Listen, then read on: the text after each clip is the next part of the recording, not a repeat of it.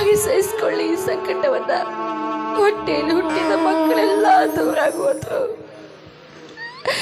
ಆಸ್ತಿಗಾಗಿ ಎಲ್ಲ ನನ್ನ ಮನೆತನವನ್ನೇ ಸರ್ವನಾಶ ಮಾಡಿಬಿಟ್ರು. ಇದು ಮಾಡಿದ ಸಾಲಕ್ಕಾಗಿ ಇದ್ದೊಂದು ಮನೆ ಕೂಡ ಮತ್ತೊಬ್ಬರ ಪಾಲಾಯ್ತು. ಈ ನನ್ನ ರೋಗ ಯಾವುದು ಅಂತ ಗೊತ್ತಾಗ್ತಾನೆ ಇಲ್ಲ. ಇಂಥ ಪರಿಸ್ಥಿತಿಯಲ್ಲಿ ಬದುಕ್ತೀನಿ ಅಂತ ಆಸೆ ನನಗಿಲ್ಲ. ಇನ್ನೆಂತೂ ಸಹಿಸ್ತೀನಿ.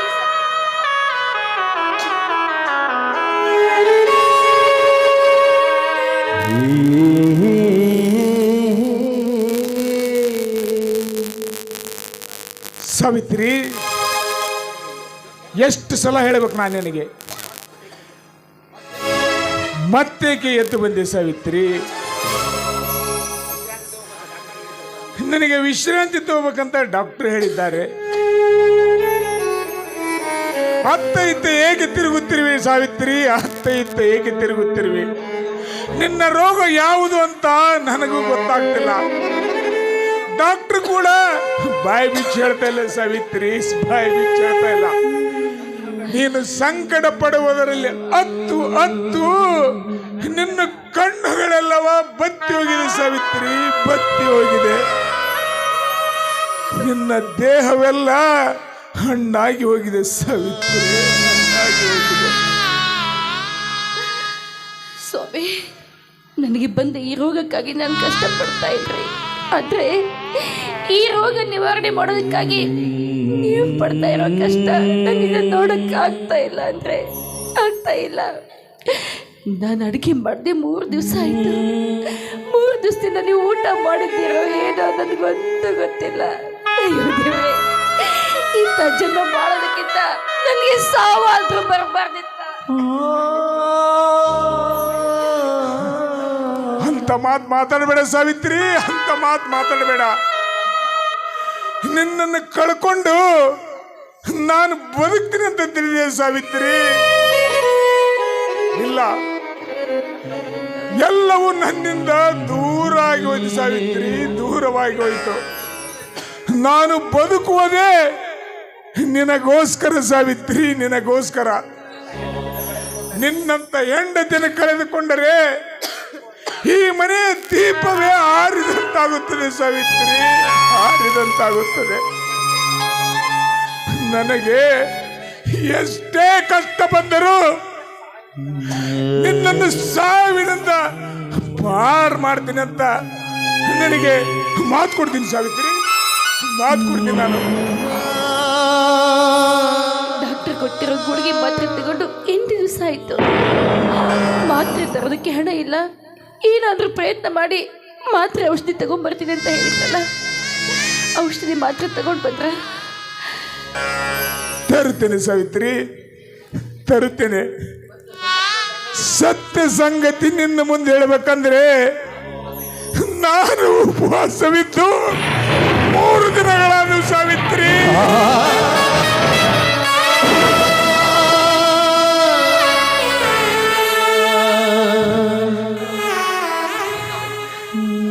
ನಿನ್ನ ಹತ್ರ ನಿನಗೆ ಔಷಧಿ ತರಲು ನನ್ನ ಕಡೆ ಹಣವಿಲ್ಲ ಸಾವಿತ್ರಿ,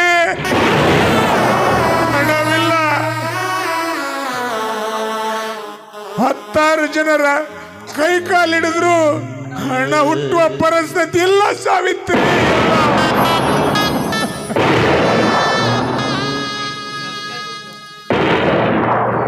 ಬಿಡಿ, ಅದಕ್ಕೆ ಪ್ರಶ್ನೆ ಮಾಡ್ತೀರಾ?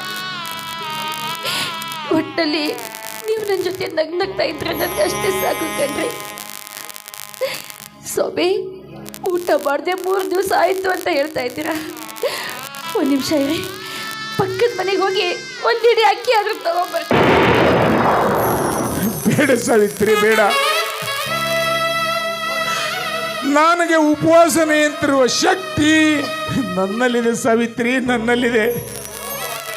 ನಿನ್ನ ರೋಗ ವಾಸಿಯಾದರೆ ಸಾಕು ಅಂತ ಆ ಪ್ರಭು ಸ್ವಾಮಿ ದೇವರಿಗೆ 1000 ಸಲ ಬೇಡಿಕೊಂಡು ಬಂದಿರುವೆ.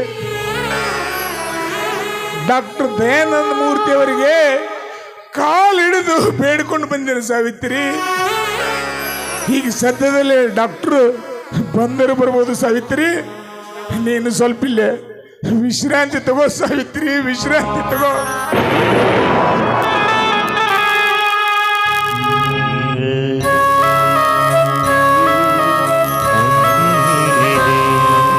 ಸುಖ ದುಃಖ ಎರಡು ಅವನ ಸೂರಗಳಿವೆ. ಶಿವಣ್ಣ ಶಿವಣ್ಣ, ಓ ಬನ್ನಿ ಡಾಕ್ಟ್ರೇ, ನಮಸ್ಕಾರ. ನಮಸ್ಕಾರ. ದೇವರು ನಿಮಗೆ ಎಂಥ ಕೆಟ್ಟ ಪರಿಸ್ಥಿತಿ ತಂದ ನಂತರ ನನಗೆ ವ್ಯಥೆ ಆಗ್ತಿದೆ. ಇರಲಿ, ಸಾಧ್ಯವಾದಷ್ಟು ನಾನು ಸಹಾಯ ಮಾಡುತ್ತೇನೆ. ಎಲ್ಲಿದ್ದಾಳೆ ನಿನ್ನ ಹೆಂಡತಿ? ಇಲ್ಲೇ ಮಲಗಿದ್ದಾಳೆ ಡಾಕ್ಟರ್, ಇಲ್ಲೇ ಮಲಗಿದ್ದಾಳೆ. ಅವಳಿಗೆ ಯಾವ ರೋಗವಿದೆ ಅಂತ ನನಗೂ ಗೊತ್ತಾಗ್ತಿಲ್ಲ.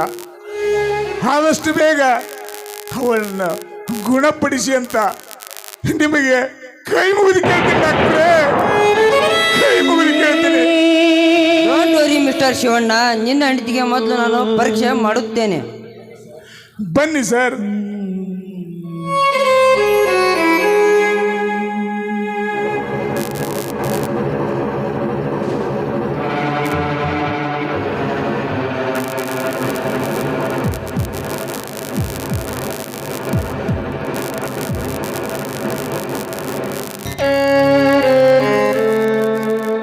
ಶಿವಣ್ಣ ಶಿವಣ್ಣ, ಈ ಮೊದಲು ನಿನ್ನ ಹೆಂಡತಿಗೆ ಇರುವ ರೋಗ ಸಾಮಾನ್ಯವಾದದ್ದಲ್ಲ. ಡಾಕ್ಟ್ರೇ, ನೀವು ಹೇಳುವ ಮಾತು ಹೌದು ಶಿವಣ್ಣ, ನಿನ್ನ ಹೆಂಡತಿಗೆ ಹೇಳಬಾರದು ನಾನು. ಹೇಳಿ ಡಾಕ್ಟರ್, ಯಾವುದಿದೆ ನನ್ನ ಹೆಂಡತಿಗೆ ರೋಗ? ಯಾವುದಿದೆ ನಿನ್ನ ಹೆಂಡತಿಗೆ ನನ್ನ ಹೆಂಡತಿಗೆ? ನಿನ್ನ ಹೆಂಡತಿಗೆ ಕ್ಯಾನ್ಸರ್ ಇದೆ.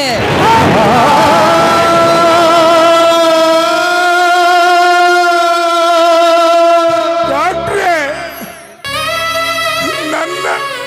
ನನ್ನ ಹೆಂಡತಿ ಸಾವಿತ್ರಿಗೆ ಕ್ಯಾನ್ಸರ್ ಇದೆಯಾ? ಆಕೆ ಉಳಿಯಲು ಸಾಧ್ಯವಿಲ್ಲ. ಹೇಳಿ ಡಾಕ್ಟರ್, ಹೇಳಿ.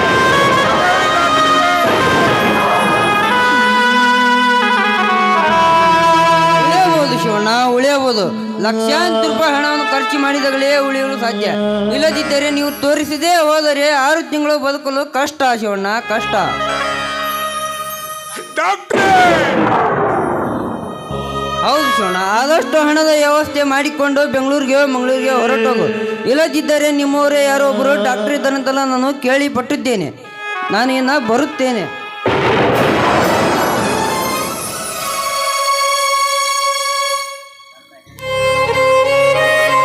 ಏನು? ನನ್ನ ಹೆಂಡತಿಗೆ ಕ್ಯಾನ್ಸರ? ನನ್ನ ಸಾವಿತ್ರಿಗೆ ಕ್ಯಾನ್ಸರ? 10 ಲಕ್ಷ ರೂಪಾಯಿ, ಲಕ್ಷಾಂತರ ರೂಪಾಯಿ ವೆಚ್ಚ. ಇಲ್ಲವಾದರೆ ನನ್ನ ಹೆಂಡತಿ ಸಾವು. ನಾನು ಉಳಿಸಿಕೊಳ್ಳಲೇಬೇಕು.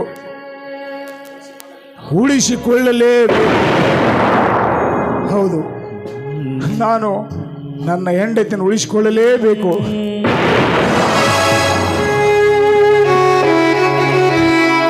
ಏಳುವೆ ಬಾಳಿನಲ್ಲಿ ನೋವು ಕಡಿವೆ.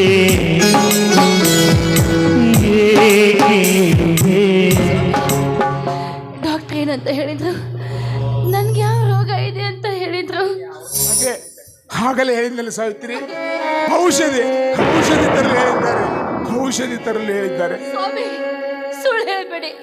ಡಾಕ್ಟ್ರ್ ಏನ್ ಹೇಳಿದ್ರು ಅಂತ ಹೇಳಿ.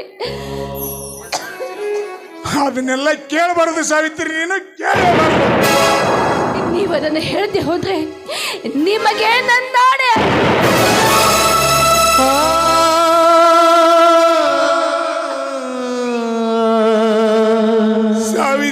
ಸಾವಿತ್ರಿ,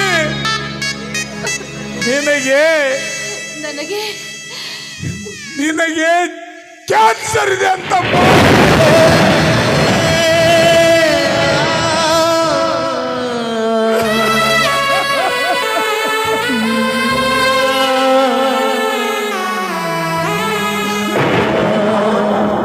ಪಾಲಿಗೆ ಬಂದಿದ್ದು ಪಂಚಾಮೃತ ಅಂತ ಈ ರೋಗ ನಾನು ಸ್ವೀಕಾರ ಮಾಡ್ತೀನಿ ಕಣ್ರಿ.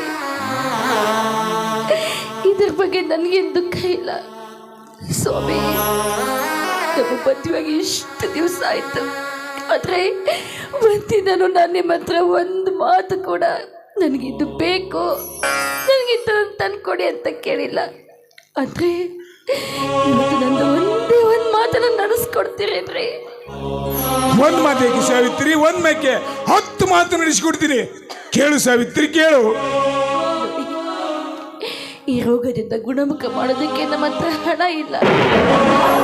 ಹಣ ಇಲ್ಲ ಅಂದ್ರೂ ನಾನು ಬದುಕಿ ಉಳಿಯೋದಕ್ಕೆ ಸಾಧ್ಯ ಇದೆ ಕಣ್ರಿ, ಸಾಧ್ಯ ಇದೆ. ಆದ್ರೆ ನೀವು ನನ್ನ ಮಾತನ್ನ ನಡೆಸ್ಕೊಡ್ಬೇಕು. ನಡೆಸ್ಕೊಡ್ತೀನಿ ಸಾವಿತ್ರಿ, ನಡೆಸ್ಕೊಡ್ತೀನಿ ಅಂತ ನಿನಗ ಭಾಷೆ ಕೊಡ್ತೀನಿ ಸಾವಿತ್ರಿ. ಹಾಗಾದ್ರೆ ನಿಮ್ಮ ಈ ಸ್ವಾಭಿಮಾನವನ್ನ ಬಿಟ್ಟು ನನ್ನ ಮಗ ಡಾಕ್ಟರ್ ಅಶೋಕ್ ನನ್ನ ಕರ್ಕೊಂಡು ಬನ್ನಿ.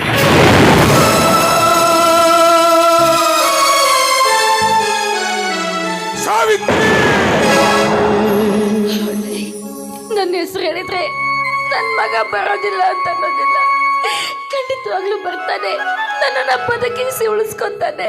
ಹೋಗ್ರಿ, ದಯವಿಟ್ಟು ನನ್ನ ಮಗನನ್ನ ಕರ್ಕೊಂಡು ಬನ್ನಿ. ಕೈ ಮುಗಿದು ಕೇಳ್ಕೊಂತೀನಿ. ಸಾವಿತ್ರಿ, ಸಾವಿತ್ರಿ, ವಿಷವಂತ ಉಗುಳಿದ್ದನ್ನು ಮತ್ತೆ ನಾನು ಮೂಸಿ ನೋಡ ನೆಕ್ಕಬೇಕೆ? ಎಂತ ಸಮಸ್ಯೆಯನ್ನು ತಂದೊಡ್ಡಿ ಸಾವಿತ್ರಿ ನನ್ನ ಪಾಲಿಗೆ, ಎಂತ ಸಮಸ್ಯೆಯನ್ನು ತಂದೊಡ್ಡಿದೆ. ಸಮಯ ಬಂದಾಗ ಶತ್ರುಗಳಿಗೂ ನಾವು ತಲೆ ಬಾಗ್ಬೇಕಾಗತ್ತೆ. ಆದ್ರೆ ಅವನು ನನ್ನ ಮಗ ಕಣ್ರಿ, ನಾನ್ ಜನ್ಮ ಕೊಟ್ಟ ನನ್ನ ಮಗ. 9 ತಿಂಗಳು ಹೊತ್ತು ಹೆತ್ತು ಸಾಕಿ ಸಲ್ವಿ ನನ್ನ ಉದರದ ಬಿಸಿ ರಕ್ತದ ಅಭಿಷೇಕ ಮಾಡಿ ಜನ್ಮ ಕೊಟ್ಟು ನನ್ನ ಎದೆ ಹಾಲು ಉಡಿಸಿ ಸಾಕಿ ಸಲ್ವಿದ್ದ ನನ್ನ ಮಗ ಕಣ್ರಿ. ನನ್ನ ತಾಯಿಗೆ ಇಂಥ ಸ್ಥಿತಿ ಬಂದಿದೆ ಅಂದ್ರೆ ಖಂಡಿತ ಇಲ್ಲ ಅಂತ ಅನ್ನೋದಿಲ್ಲ. ನನ್ನ ಮಗ ಓಡಾಡಿ ಬರ್ತಾನ್ರಿ.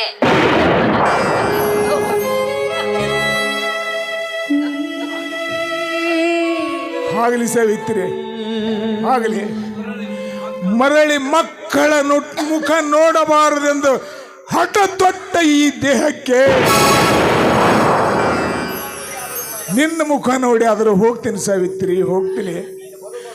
ನೀನು ಬದುಕುವುದಕ್ಕೋಸ್ಕರ ಅವ ಎಂತ ಕಟುಕ ಹೃದಯದವನಿದ್ದರೂ ಅವನಿಗೆ ಕೈ ಮುಗಿದು ಇಲ್ಲ ಅವನ ಕಾಲು ಬಿದ್ದು ಬೇಡಿ ಕರ್ಕೊಂಡು ಬರ್ತೀನಿ ಸಾವಿತ್ರಿ, ಕರ್ಕೊಂಡು ಬರ್ತೀನಿ. ಏಳುವೆ ಬಾಳಿನಲ್ಲಿ ನೋವ ಕಡಿವೆ, ದಾಹ ತರುವ ಕರುಳಿನಲ್ಲಿ ನಾನು ಬೆರೆವೆ.